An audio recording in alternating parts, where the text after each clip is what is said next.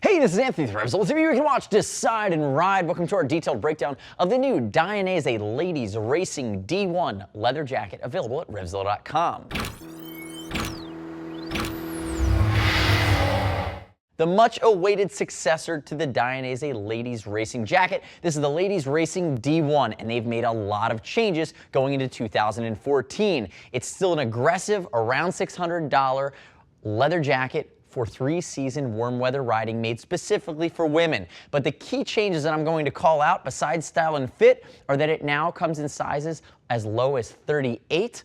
And there's now finally a perforated version in the black versions of this jacket. So three colors. You have your black anthracite pink, you have a black anthracite and white, and there's also a white, black, red. The two black versions have that perf version. Now to my left, I have Joanne. She's wearing the black version, the black anthracite pink in the non-perforated scheme. And you're going to see that if you've seen the previous model of racing, they've really have changed this jacket for this year. No longer is it the hardcore top of a two-piece race suit, which is very specific in its nature. What they've done is that they've taken that racing inspiration and that protection scheme, and they've built a jacket that can still get you to the track, but it's a little bit more refined for sport riding as well. And the big change you're going to notice right away is that the S1 stretch panels, just like on the guys, that are no longer just on the sleeve, they're now moved to the forward of the jacket. They create a more contoured fit. And I will say this as well, that the Dainese Ladies Racing D1 has a little bit of a slimmer profile through the bust line compared to the previous racing jacket, which is a little bit more of a shrunk down version of the guy's jacket.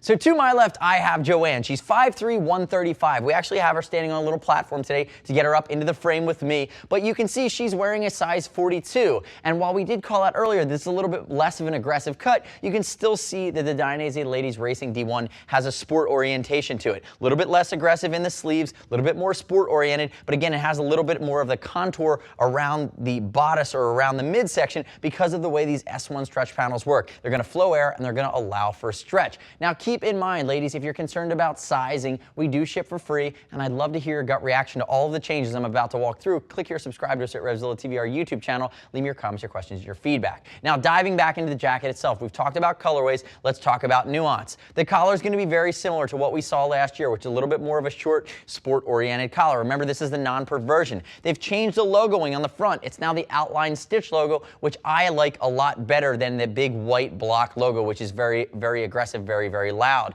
If you'll notice, it's still going to be CE rated in its protection scheme. So you're going to have an aluminum hard part in the shoulder. Now, the previous version had that sitting up very high. They've now integrated with Pro Shape armor behind it. I actually like the way this shoulder is done based or compared to the previous racing version. You're going to see as you move down the arm, they've changed an accent of color for what used to be a couple leather rolls. And then if you move into the sleeve here along the side, I'm going to just twist you a little bit like that, Joanne. You're going to see the back of the sleeve is no longer articulated. They've lost that point of articulation, but what they did give you is the proprietary CE composite armor from Dainese, which is not Pro Shape, in the elbow all the way down the forearm. And you're going to see that ties in with the Dainese stitched logo as well. Again, I like the more simple classic logos from Dainese. And you see basic hand warmer pockets along the side. And again, in true CE rated fashion for this jacket, you're going to get the CE rated leather backed zippers, and it's again snap as well as zipper tying everything together. Turn the face away from me there, Joanne.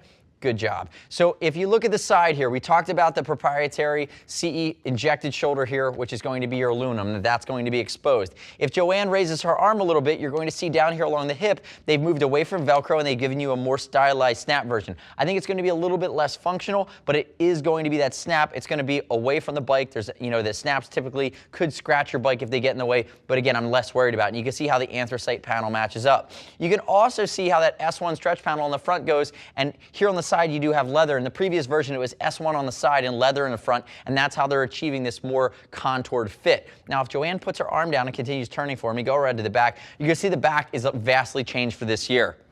Starting up at the collar, they've gotten rid of this big neoprene collar area and they've added just a regular collar. It's now normal leather, it ties back in. You still have the Great Demon logo, which is embossed here in the back.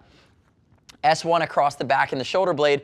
And now what they've done is I really like how they've used these stripes of reflectivity versus just a panel at the bottom. Again, this jacket's meant to be in the 3/4 or in the tuck riding position, but now you have a more fuller protection scheme with that reflectivity that's going to tie in, and again, it's not going to get in the way, and it's not only relegated to a single patch towards the bottom. Now, if we look, it's going to have a 360-degree zipper, which is a really nice touch, and you're going to be able to attach it to a pair of Dainese ladies leather pants. Come back around to the front for me. And last note on the back, remember, it's not going to include a CE back protector. You use any G1 back protector insert from Dainese to insert it into the jacket, and you get that back protection.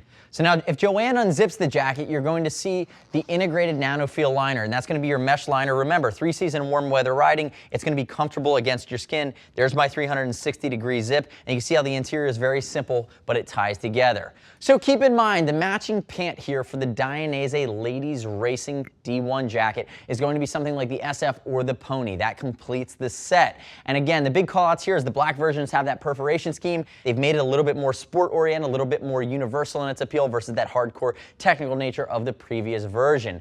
As always, the next step in your journey is to click right here, read other rider reviews at RevZilla.com. Remember, you don't have to take my word for it. We will ship for free if you're concerned about sizing. Remember, it goes down to sizes as low as 38 now. And as always, if you want to talk to a lady gear geek, give us a shout. See us at RevZilla.com or 877-792-9455.